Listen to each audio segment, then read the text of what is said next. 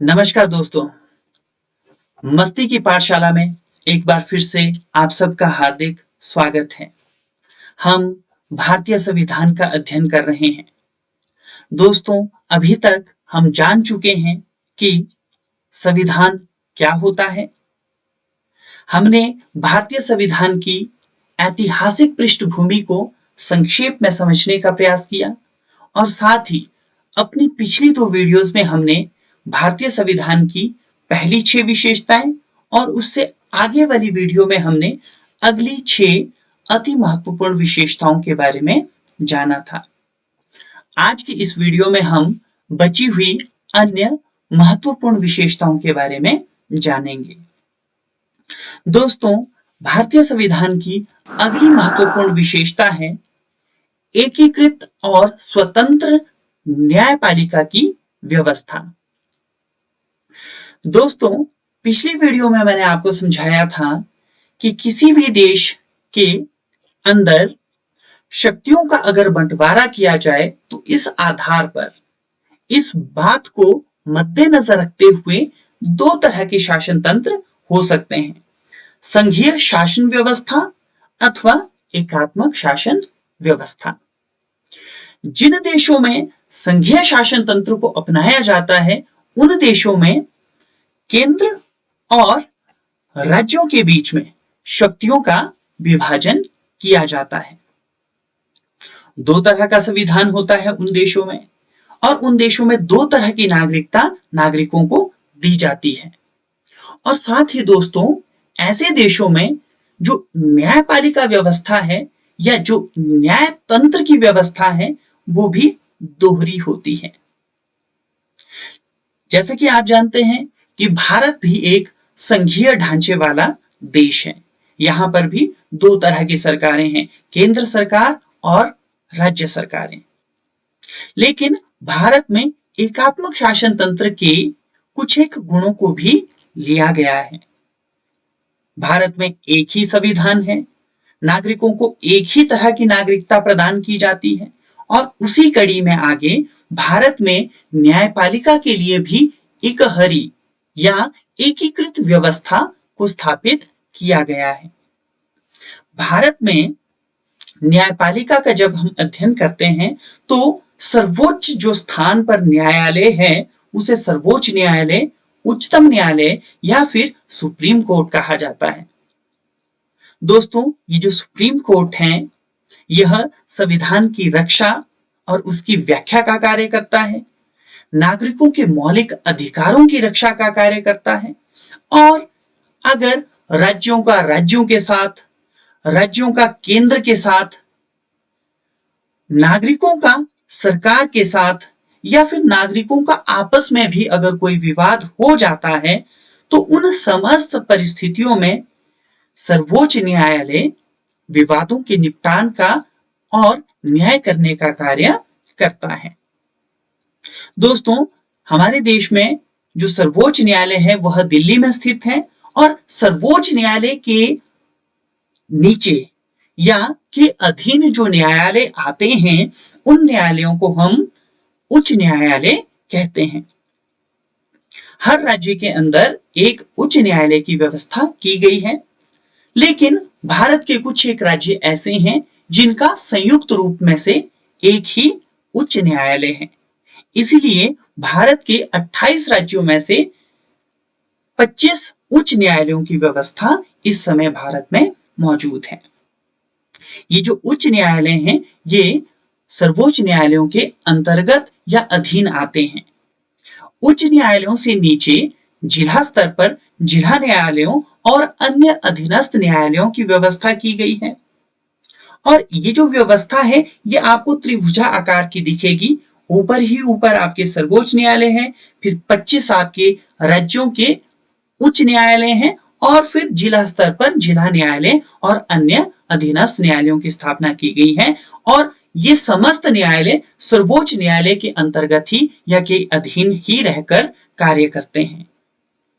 तो इस तरह यह स्पष्ट है कि भारत में एकीकृत न्यायपालिका की व्यवस्था की गई है। दोस्तों, साथ ही भारत में स्वतंत्र न्यायपालिका को स्थापित करने का प्रयास संविधान के द्वारा किया गया है। न्यायपालिका का स्वतंत्र होना अति आवश्यक है, क्योंकि न्यायपालिका जब स्वतंत्र होती है तभी वह निडरता, निष्पक्षता और ईमानदारी से न्याय कर पाती है। दोस्तों, भारत में न्यायपालिका की स्वतंत्रता के लिए सबसे पहला जो उपाय किया गया है वह यह है कि जो उच्च न्यायालय तथा सर्वोच्च न्यायालय के न्यायाधीश हैं, उनके कार्यकाल को निश्चितता प्रदान की गई है। उच्च न्यायालयों के जो न्यायाधीश हैं वो अधिकतम 62 वर्ष तक अपने पद पर रह सकते हैं और सर्वोच्च न्यायालय के जो न्यायाधीश हैं वो अधिकतम 65 वर्षों तक अपने पद पर रह सकते हैं। उन्हें उनके पदों से नहीं हटाया जा सकता, सिर्फ कुछ एक खास जो परिस्थितियां होंगी जिनमें कि महाभियोग अगर लगाया जाता है उनके ऊपर तो ही उन्हें उनके पद से हटाया जा सकता है। लेकिन जैसा कि मैंने कहा, महाभियोग विशेष परिस्थितियों में लगता है। ठीक है। अगला जो पॉइंट है वह है कि जो सर्वोच्च न्यायालय हैं, इनके जो खर्चे हैं, चाहे न्यायाधीशों के वेतन है या अन्य तरह के कुछ एक भत्ते हैं या खर्चे हैं, इन्हें संचित निधि से दिया जाता है। इस तरह हम कह सकते हैं कि जो न्यायाधीश हैं उन्हें अपने वेतन और भत्तों के बारे में किसी तरह के प्रलोभन में आने की आवश्यकता नहीं होती, किसी तरह के तनाव या दबाव में आने की जरूरत नहीं होती, क्योंकि उनके जो वेतन और भत्ते हैं वो काफी आकर्षक होते हैं ताकि वो अपने जीवन की जो जरूरतें हैं उन्हें भली प्रकार से पूरा कर पाए। नेक्स्ट जो पॉइंट है वो ये कहता है कि ये जो न्यायालयों के न्यायाधीश हैं, अगर वो सेवानिवृत्त हो जाते हैं तो सेवानिवृत्ति के बाद वो किसी भी न्यायालय में वकालत वकील के तौर पर नहीं करेंगे। नेक्स्ट पॉइंट कहता है कि अगर कोई व्यक्ति अथवा संस्था न्यायालय की अवमानना करता है, अर्थात वो न्यायालय के निर्णयों को नहीं मानता, आदेशों को नहीं मानता है, न्यायालय की मानहानि करता है, तो ऐसे लोगों के खिलाफ भी न्यायालय उचित दंडात्मक कार्रवाई कर सकता है। नेक्स्ट पॉइंट कहता है कि न्यायपालिका को कार्यपालिका से और विधानपालिका से स्वतंत्र रखा जाएगा। देखिए दोस्तों, भारत में जो न्यायाधीश हैं उनका जो चयन है वो योग्यता के आधार पर होता है, न कि कार्यपालिका या विधानपालिका के सदस्यों के द्वारा। तो इस तरह से हम कह सकते हैं कि भारत में जो न्यायपालिका के सदस्य हैं, जो न्यायाधीश हैं, वो उच्च न्यायिक योग्यता प्राप्त किए हुए लोग होते हैं, व्यक्ति होते हैं, जिनके पास कानून से संबंधित बहुत उच्च स्तर का ज्ञान होता है और अपनी योग्यता के आधार पर वो अपने पदों तक पहुंचे होते हैं। नेक्स्ट पॉइंट है, भारत में संविधान की जो रक्षा करने का और उसकी व्याख्या करने का जो अधिकार है वो भी न्यायपालिका को सौंपा गया है।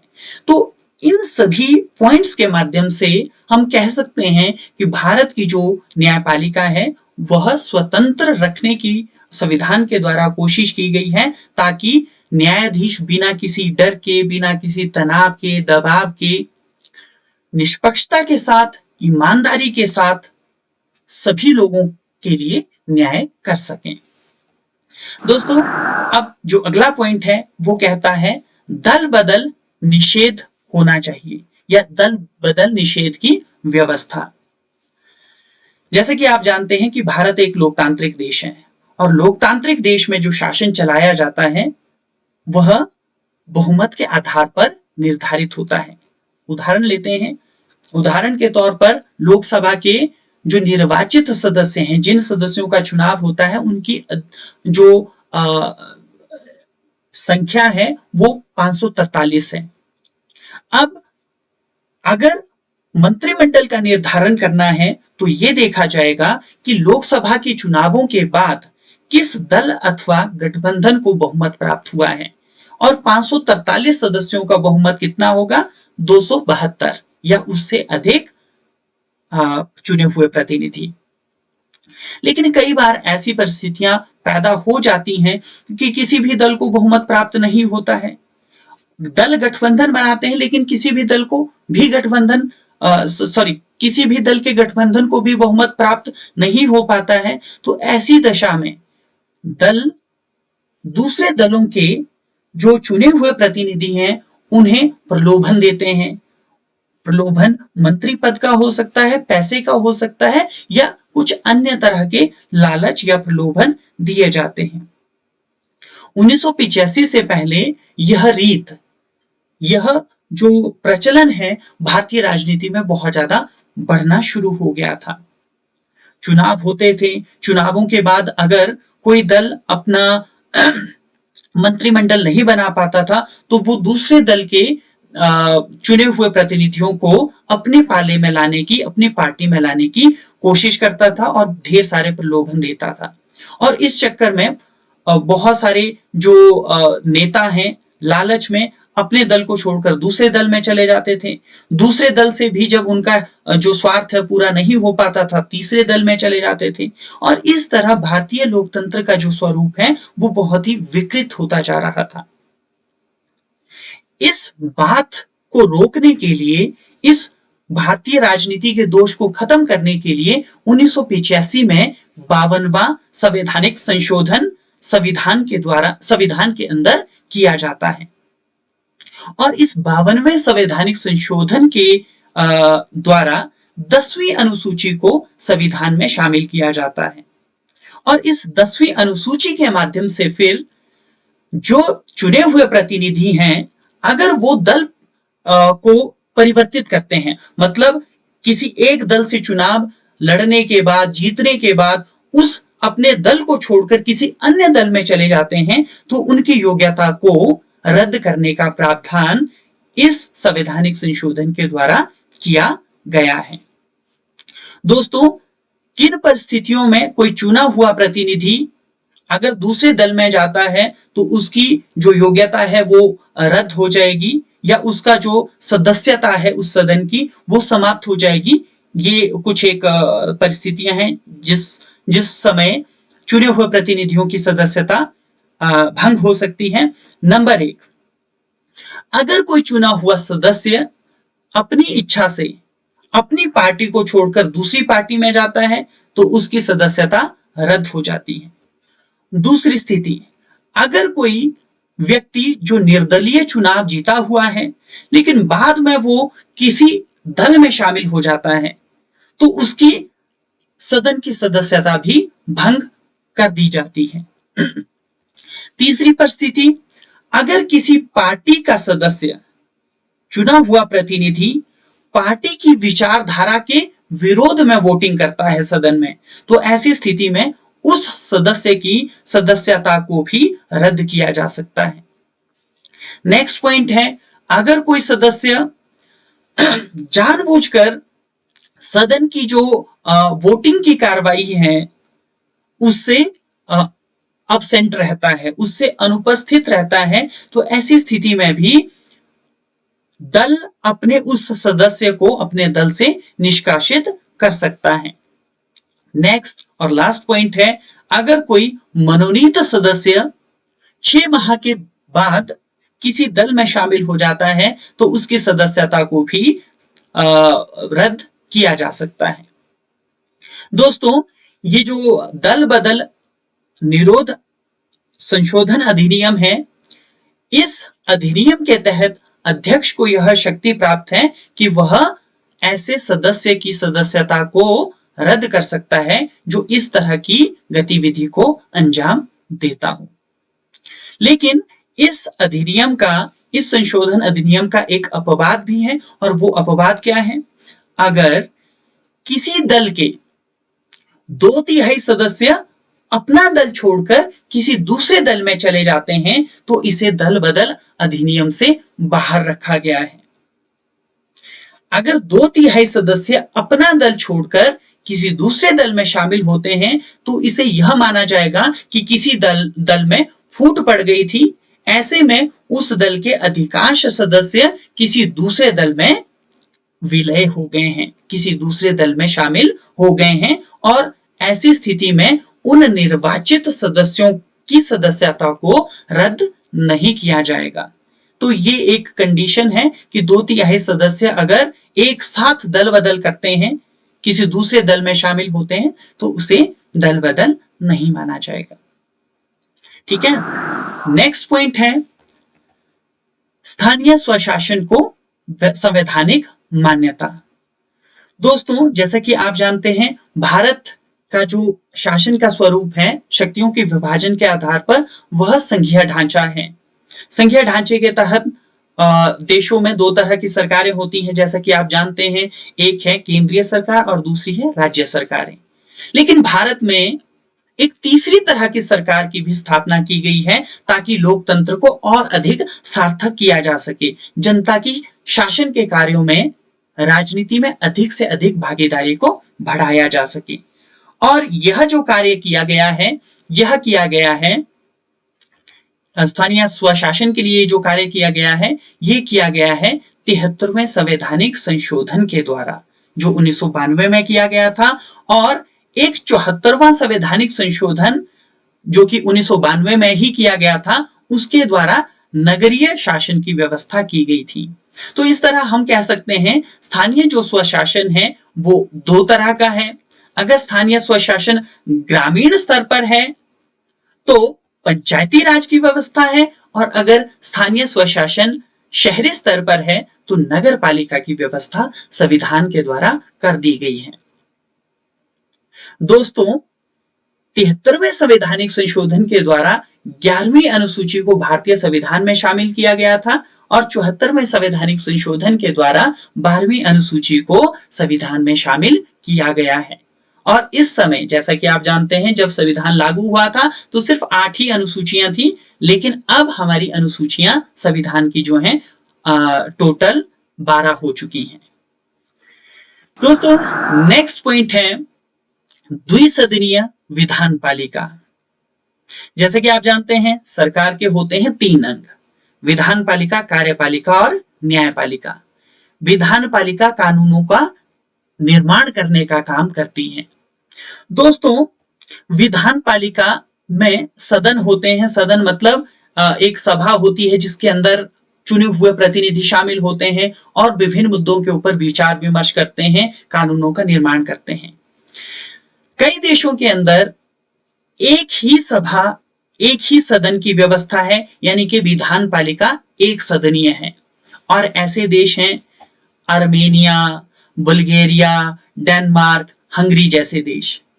लेकिन बहुत सारे देश ऐसे भी हैं जहां पर विधान पालिका 2 सदनीय है, मतलब 2 सदन है जहां पर चुने हुए प्रतिनिधि होते हैं। एक सदन में भी चर्चा होती है, कानूनों का प्रस्ताव के रूप में पास किया जाता है, फिर दूसरे सदन में वो प्रस्ताव जाता है, वहां पर भी चर्चा होती है, वहां पर भी उस प्रस्ताव को पास किया जाता है, और इस तरह से प्रोसेस को कंप्लीट करते हुए कानूनों का निर्माण होता है।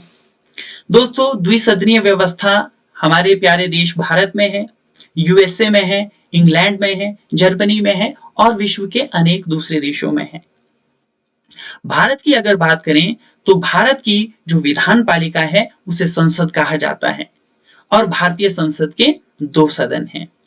हमारी संसद का जो उच्च सदन है वह राज्यसभा है, और जो निम्न सदन है उसे हम लोकसभा नाम से जानते हैं।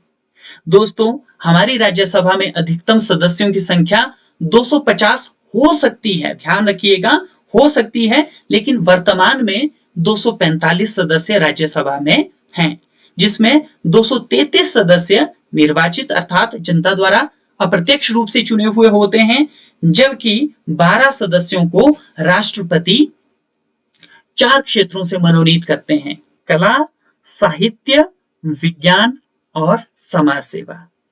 ठीक है।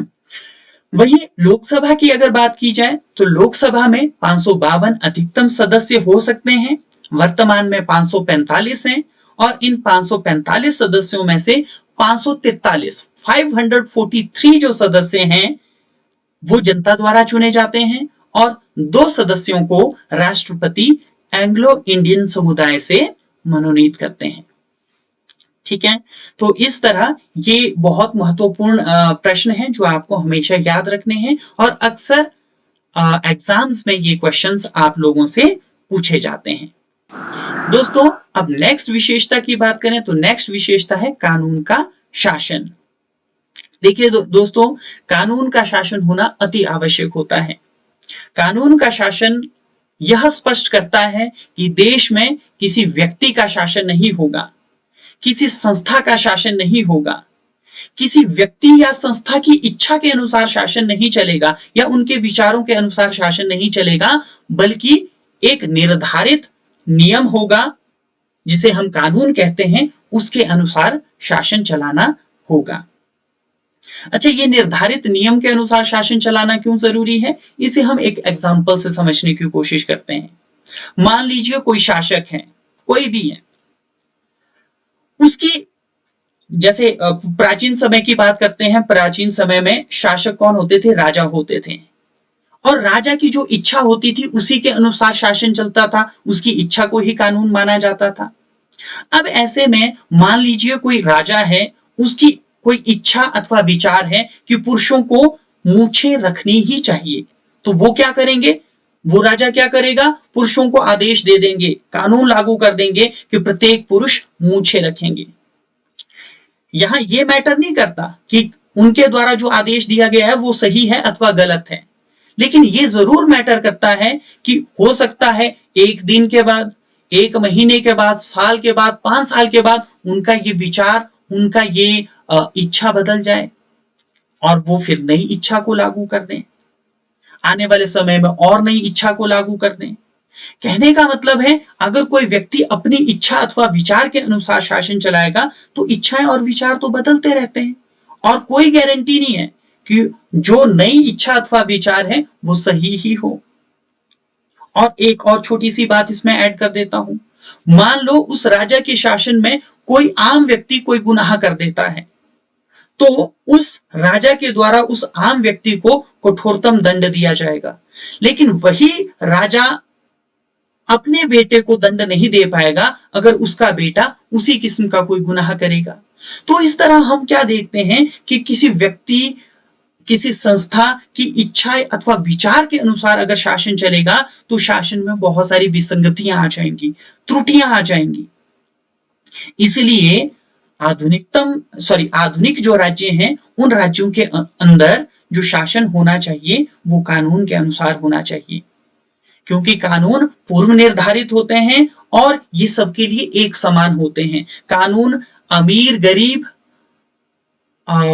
उच्च नीच और क्या बोलते आपके शासक और प्रजा के अंदर भेद नहीं करते हैं। तो इस तरह हम कह सकते हैं कि किसी भी देश का शासन कानून के अनुसार चलना चाहिए, उस देश का संविधान के अनुसार चलना चाहिए, और यही व्यवस्था हमारे देश भारत में भी संविधान के अंतर्गत की गई है कि देश का शासन कानून के अनुसार ही चलेगा, ना कि किसी व्यक्ति अथवा संस्था की इच्छा के अनुसार। ठीक है, नेक्स्ट पॉइंट है कल्याणकारी राज्य की स्थापना। दोस्तों 1947 से पहले हम पराधीन थे। अंग्रेजों के द्वारा जो शासन चलाया जा रहा था किसके हित के लिए था, किसके लाभ के लिए था? उनके अपने लाभ के लिए। वो भारत के संसाधनों का दोहन करते थे और उस लाभ को ब्रिटेन पहुंचाते थे, इंग्लैंड ले जाते थे। लेकिन चूंकि अब हम आजाद हैं, अब भारत का जो शासन है वो भारत के लोगों के द्वारा चलाया जा रहा है, भारत के लोगों के लिए चलाया जा रहा है। ऐसे में भारत के लोगों का हित किस बात में निहित है? सरकार का यही उद्देश्य होना चाहिए, यही उद्देश्य होता है। दोस्तों भारतीय संविधान में भाग 3 के अंतर्गत नागरिकों को मौलिक अधिकार दिए गए हैं ताकि नागरिक स्वेच्छा से अपने जीवन का सर्वोत्तम विकास कर सकें। और साथ ही भारतीय संविधान के भाग 4 में नीति निर्देशक सिद्धांतों का उल्लेख किया गया है और इन नीति निर्देशक सिद्धांतों के द्वारा भारत की सरकारों को, वो सरकार चाहे किसी की हो, किसी पार्टी की हो, किसी राज्य की हो, केंद्र की हो अथवा राज्यों की हो, उन सबको ये निर्देश दिया गया है कि वे जब भी उनके पास सामर्थ्य हो वो भारत की जनता के कल्याण के लिए उन नीति निर्देशक सिद्धांतों को लागू करने का भरसक प्रयास करेंगे। दोस्तों, ये हमारी अंतिम विशेषता थी। आज की इस वीडियो में हमने संविधान की 6 और अन्य महत्वपूर्ण विशेषताओं के बारे में समझने का प्रयास किया।